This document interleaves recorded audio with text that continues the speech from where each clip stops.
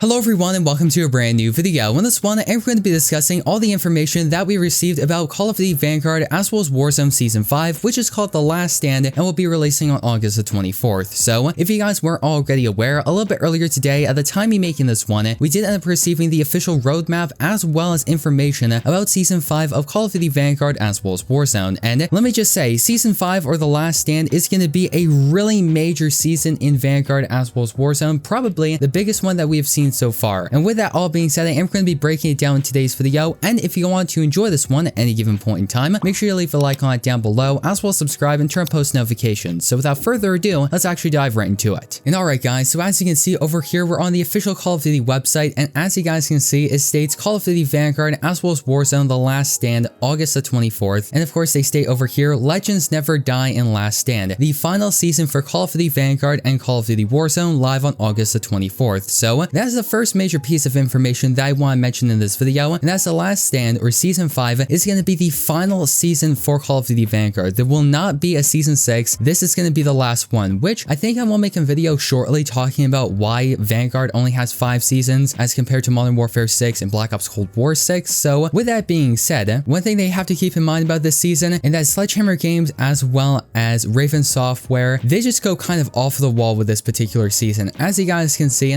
we have Raul Menendez, Khaled Al-Assad, Serif from Black Ops 3, as well as Gabriel Rourke from Call of Duty Ghost. We also have the EM1 from Advanced Warfare. They're all coming into Vanguard and Warzone with this particular season, which is just absolutely crazy. And let's actually break down some of the information that we got about Season 5. As they state, it's good to be bad. A cast of legendary Call of Duty villains are out for revenge, led by none other than crime lord Raul Menendez. Pick a side in the Heroes vs Villains community event, defend or sabotage Caldera in Operation Last Call, deploy to the 2 new multiplayer maps, and return to Egypt in the new round-based zombies experience, the Arkan. And let's start off right from the top. As they state, Legends Never Die, introducing Last Stand. Everything good must come to an end, but bad is forever. Launching August the 24th, Last Stand gathers Call of Duty's most notorious villains for an epic finale, crammed with masses of free content for both Vanguard and Warzone. Deploy as one of the 4 biggest villains in Call of Duty history: the charismatic Raul Menendez, the ruthless Khaled Al-Assad, the brainwashed Gabriel Rourke, and the merciless He Serif Zen. They're all hell-bent on revenge. It's the last thing they do. Last Stand is bringing major updates to all 3 gaming experiences. In Warzone, Caldera's peak is ready to rumble. Will you wreak havoc or defend the island from sabotage? In multiplayer, deploy to 2 new fast-paced maps, Beheaded and Fortress. In Zombies, continue the Dark Aether saga and face off against Cortifex, the Deathless, in Vanguard's round-based finale, the Arkan. As you guys can see over here, it states Season 5, the final season of content for Vanguard, goes live on August the 24th, following an update in Vanguard at 10 o'clock AM Pacific Standard Time on August the 23rd, and a Warzone update at 10 o'clock AM Pacific Standard Time on August the 24th. So this is all pretty standard stuff, and as you guys can see over here,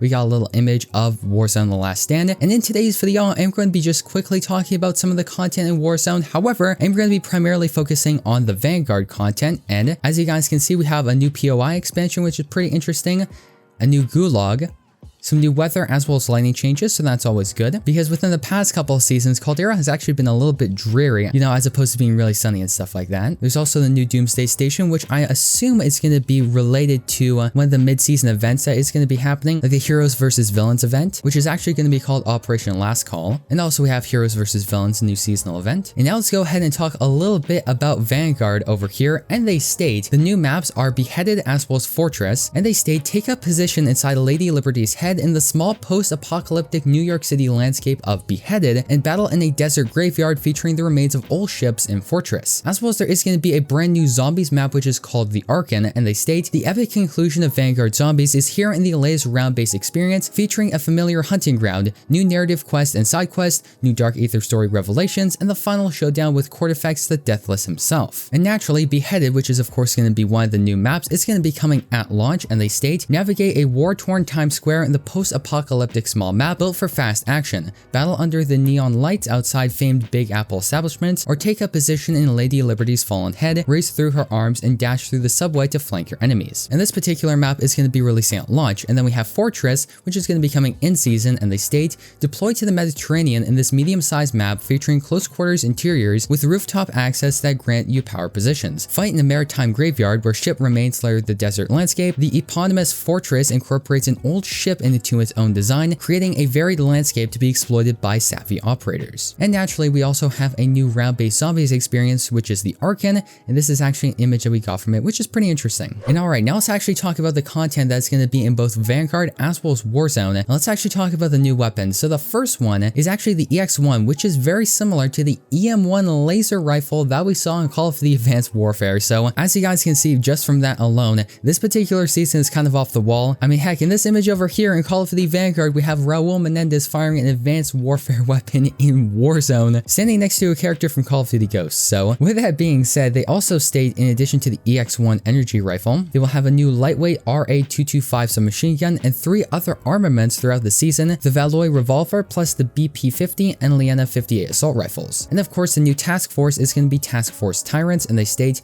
plays 4 of the most infamous villains across Call of Duty ready for deployments with Task Force Tyrants. And alright, now let's actually talk about some of the new DLC weapons more specifically, being we have the EX1 over here, and they state the EX1 is a prototype energy rifle effective at long range and highly customizable. This prototype energy rifle leaves behind traditional ballistics in favor of a customizable battery system used to power its attacks. Effective at long range, the weapon requires a cooling off period after depleting its charge capacity. You don't have to worry about running out of ammo, but get caught during the reload and you're in trouble. Equip the heat muzzle for extra charge capacity, insert a new battery, and transform the EX1's capabilities with the burst barrel or charge sniper barrel. Its gunsmith potential is impressive with options for every scenario. And then in addition to that, we also have the RA-225, which is a brand new high fire rate and very mobile compact submachine gun, which they state this lightweight SMG boasts a fast fire rate and quick handling, perfect for shredding enemies in close to mid-range battles. If you can manage its upward kick, it's great for objective play in tight areas, though you may want to pair it with a heavier damage dealing weapon when more firepower is needed. It's highly customizable via gunsmith too, with options for greater power, handling, and accuracy. Find the right balance and you'll soon never want to be without this blazing SMG. However, keep your eyes out for extra ammo, you'll need it. And now let's actually talk about the brand new Velloy Revolver, if I'm pronouncing that correctly,